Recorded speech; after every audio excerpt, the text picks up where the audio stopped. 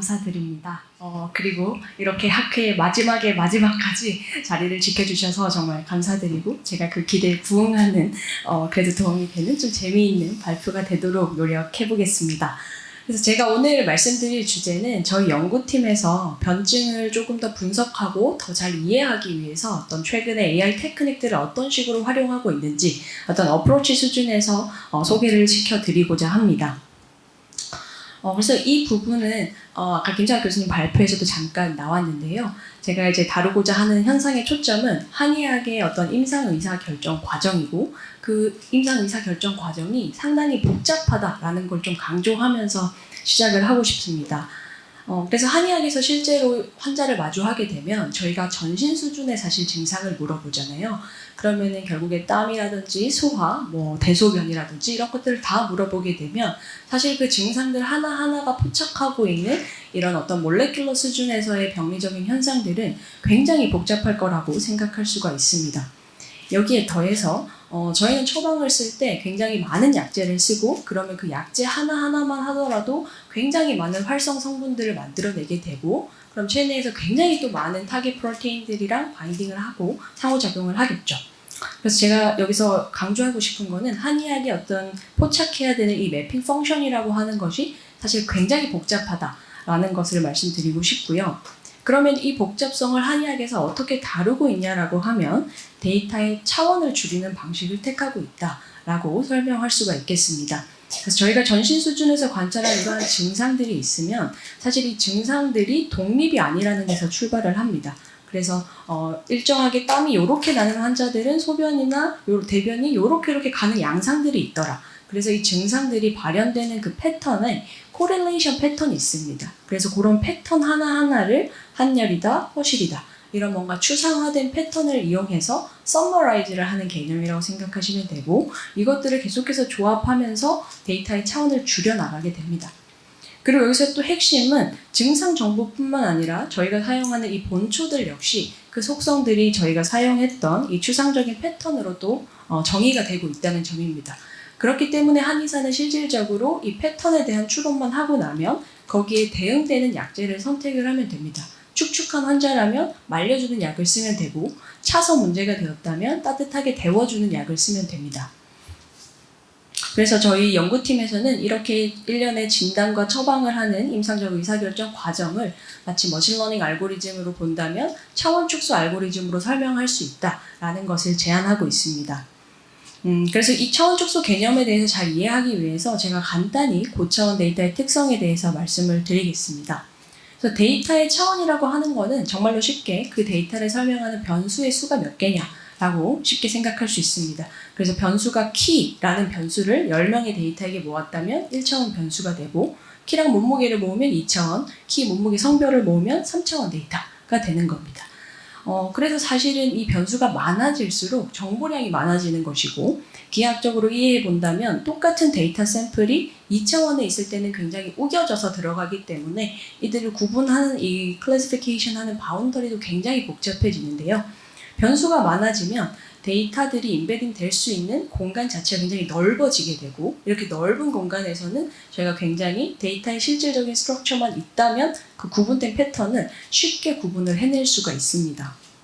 그래서 정보량이 많아지기 때문에 변수를 무조건 더 많이 모으면 좋을 것이다 라는 것이 빅데이터 시대 초기의 생각이었는데요. 문제는 저희가 가진 데이터가 유한하다는 데 있습니다.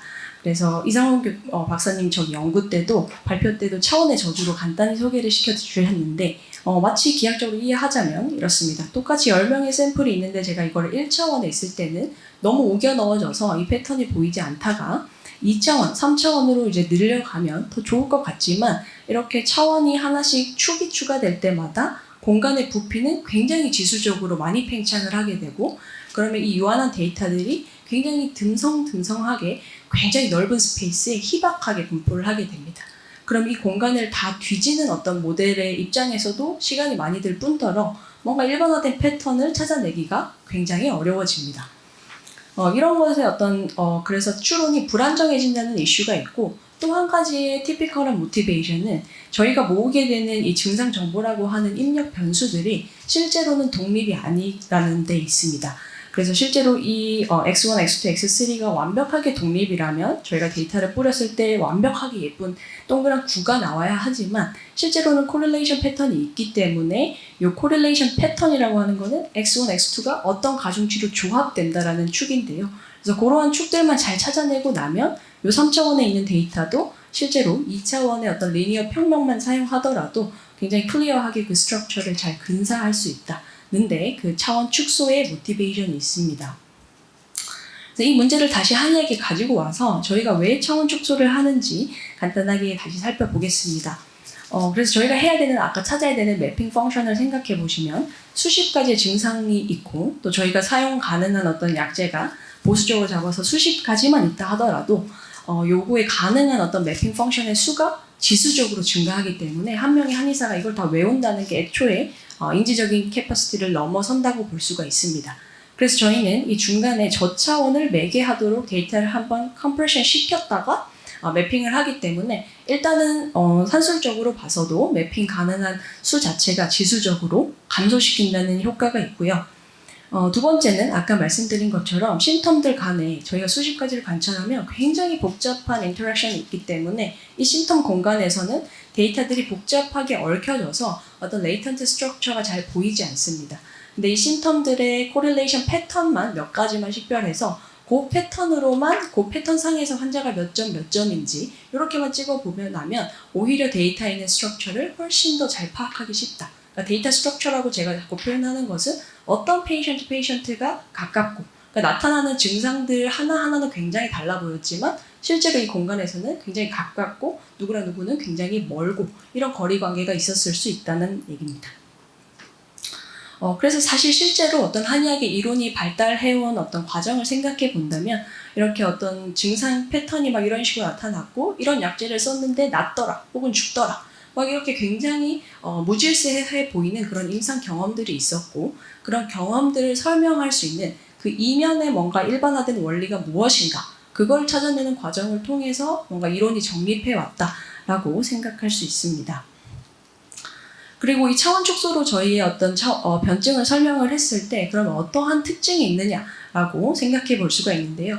머신러닝과 비교를 했을 때 가장 두드러지는 것은 저차원의 투사를 하는 이 축 자체가 해석 가능한 축이라는 점입니다.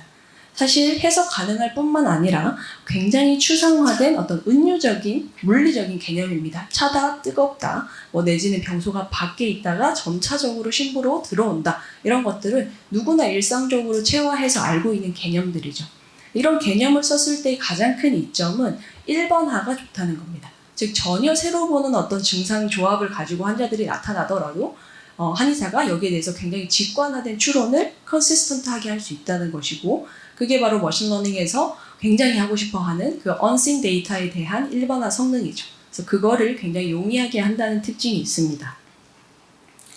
그래서 이렇게 머신러닝 퍼스펙티브를 가지고 보는 것이 왜 중요해? 라고 저에게 물어보신다면 저희가 뭔가 늘상 보아오던 대상을 완전히 새로운 용어로 다시 한번 설명해 볼 때 또 완전히 새로운 질문도 던지고 그걸 어드레스 할 수 있는 새로운 툴을 저희가 얻을 수 있기 때문입니다.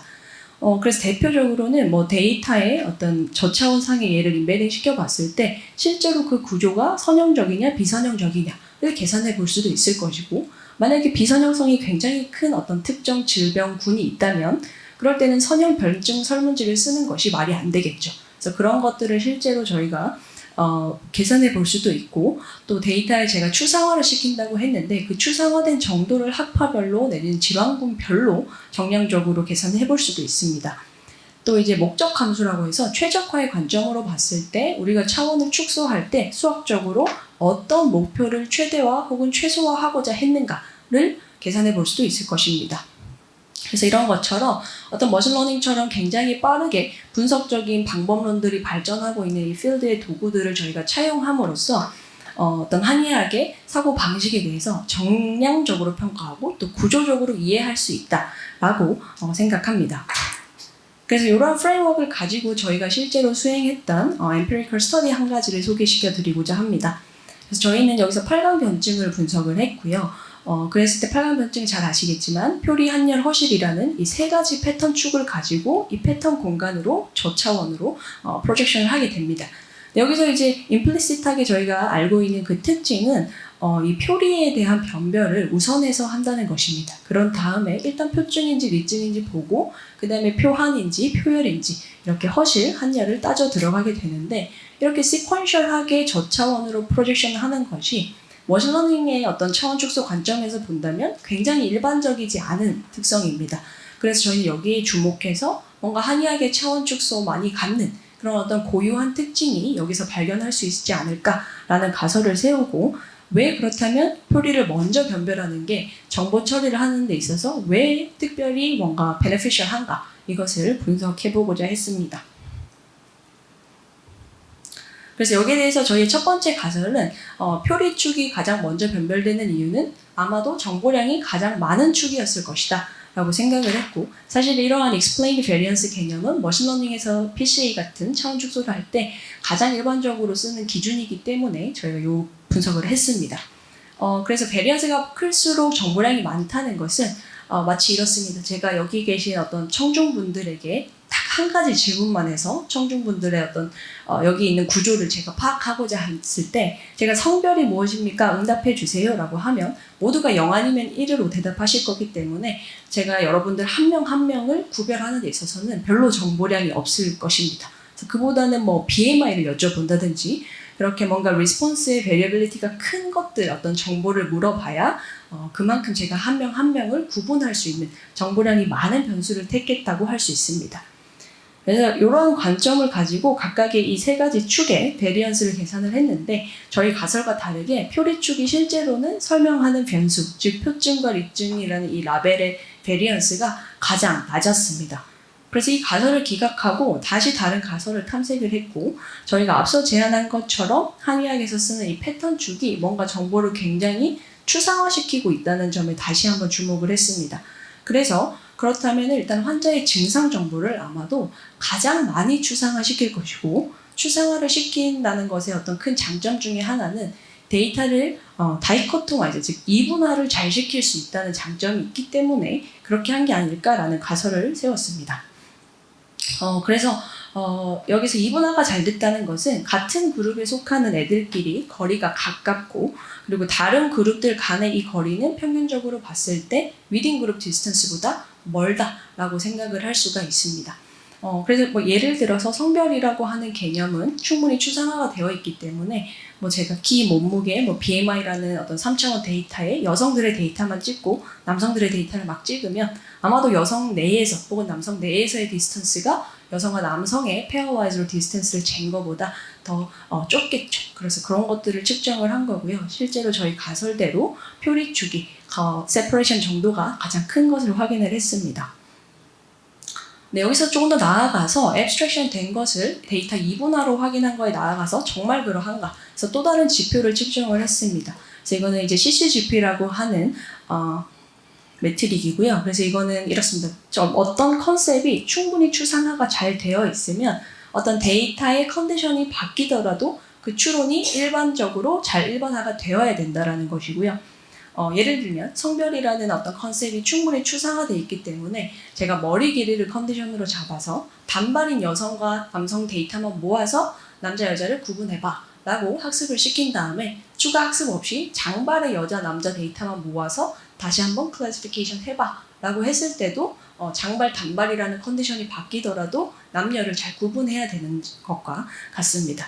그래서 만약에 저희가 표리에 대한 추상화를 확인하려고 한다면 예를 들어서 히트 패턴, 열증의 환자들을 모아서 표열과 리얼을 구분하게 학습을 하고 전혀 한증의 환자를 보지 못한 상황에서 데이터를 다시 한번 한증 환자 중에 표인지 리인지 변별해봐 라고 테스트하는 겁니다. 그래서 그렇게 했을 때 이 CCGP 값 역시 표리 라이블에 대해서 가장 퍼포먼스가 높은 것으로 나타나면서 저희가 세운 가설, 표리축이 증상 정보를 가장 많이 추상화하고 있고 그를 통해서 일반화된 추론을 가능하게 하는구나 라는 저희 가설을 서포트할 수 있었습니다. 그리고 나아가서 저희가 조금 더 주목한 것은 실제로 한의학 변증은 단순히 환자 클러스터링을 잘하는 게 최종적인 목표가 아니고 여기에 대해서 좋은 처방을 선택하는 것, 처방 셀렉션까지가 얼티밋 골이라고 생각을 해서 그렇다면 허브 스페이스에 있는 정보, 즉 처방 정보도 똑같이 표리가 가장 많이 추상화해서 나타내고 있는가라는 것을 평가를 해보고자 했습니다.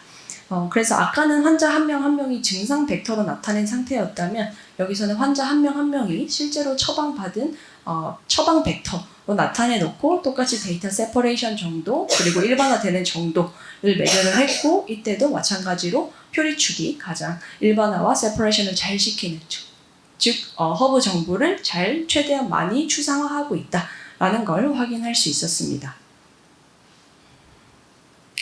그리고 한 가지 더 밸리데이션을 한 것은 이제 추상화를 더 많이 시키는 이 표리축이 먼저 변별하는 것이 이제 뭔가 beneficial 할 것이다 라는 것을 implicit한 assumption으로 깔고 출발을 했는데 정말 그러한가? 이걸 이제 데이터 드리븐으로 한 번 더 밸리데이션을 하고자 했고요. 그래서 이제 디시전 트리 모델을 훈련을 시켰습니다. 그래서 이 결정 트리는 심턴 벡터를 받아서 허브 벡터를 예측하는 모델이 되고 이 상단의 피처들이 뽑혀지는 기준은 어떤 인포메이션 게인이라든지 어떤 계산상의 에피커시가 제일 높아지도록 피처 임포턴스가 높은 애들이 상단에 뽑히게 되고 그래서 저희는 실제로 심텀을 가지고 허브를 매핑함에 있어서 이 상단에 뜨는 피처들이 과연 표리를 변별하는 피처들이 뜰 것인가를 확인하고자 했고 실제로 이게 저희가 상한론 데이터를 이용한 것이었는데요. 그래서 뎁스 이 트리의 어떤 하이퍼 파라미터들을 막 바꿔주더라도 가장 위에 뜨는 피처가 부맥이 뜨는 걸 확인을 했습니다. 그래서 부맥이라고 하는 것이 표증을 강력하게 시사하는 피처고 또 두 번째로 뜬 피처가 소변 자리라서 아직까지는 인터널 펑션이 인택트하다라는 거를 임플라이하는 마찬가지로 표리를 변별함에 있어서 저희가 중요하게 보는 변수라는 것을 확인을 했고 실제로 뭔가 표리라고 한 한열 허실에 어떤 레이블 정보를 넣어주면 이것이 개별 심텀들보다도 훨씬 상단에 뜨는 것까지 확인을 했습니다.